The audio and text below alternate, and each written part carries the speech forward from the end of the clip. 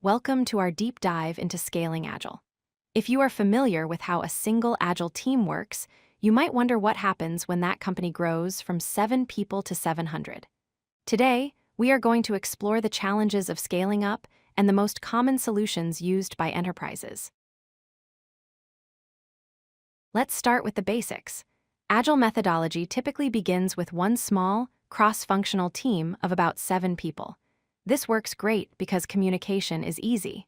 Scaling Agile is simply the process of taking those same principles and applying them to multiple teams. Imagine trying to get 50 or 100 people to coordinate as smoothly as a single small group. That is the core challenge. Why do companies bother with this difficulty? It comes down to business necessity. Large organizations need to release products faster to stay competitive. They need the adaptability to pivot quickly when the market changes, and most importantly, they need alignment. Scaling Agile helps ensure that hundreds of employees are all working toward the same strategic goals, rather than pulling in different directions. However, it is not easy. The first major hurdle is communication overload.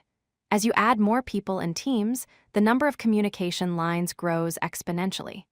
This formula on the screen shows how complexity increases.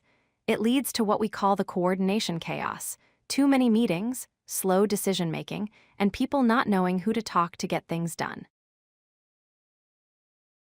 The second major challenge is dependencies. In a small team, you can just fix a problem yourself. In a scaled environment, Team A might be stuck waiting for Team B to update an interface. While Team B is stuck waiting for Team C, this creates a chain reaction of delays, where one small blocker can derail the progress of the entire organization. Now let's look at solutions. One of the simplest ways to handle this is the Scrum of Scrums. Just like a daily stand-up meeting for a team, this is a meeting for representatives from multiple teams.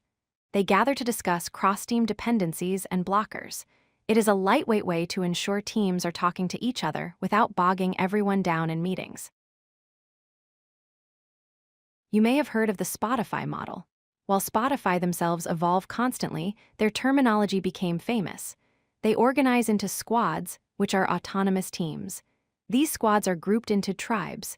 To handle knowledge sharing across squads, they use chapters and guilds.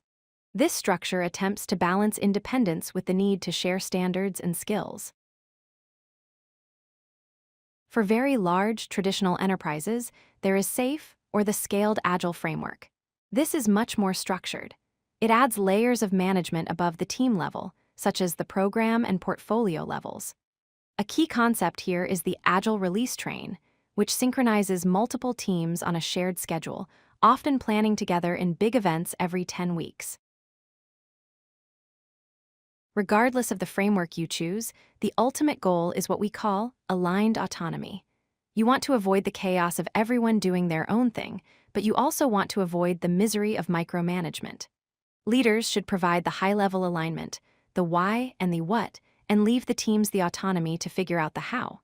This is the sweet spot for Agile success. To wrap up, remember that scaling is necessary when organizations grow, but it brings challenges like communication overhead and complex dependencies. Whether you use SAFe, the Spotify model, or your own custom approach, success relies on maintaining that balance of alignment and autonomy. Thank you for watching. If you like this video, hit that like button and don't forget to subscribe. Visit codelucky.com for more such useful content.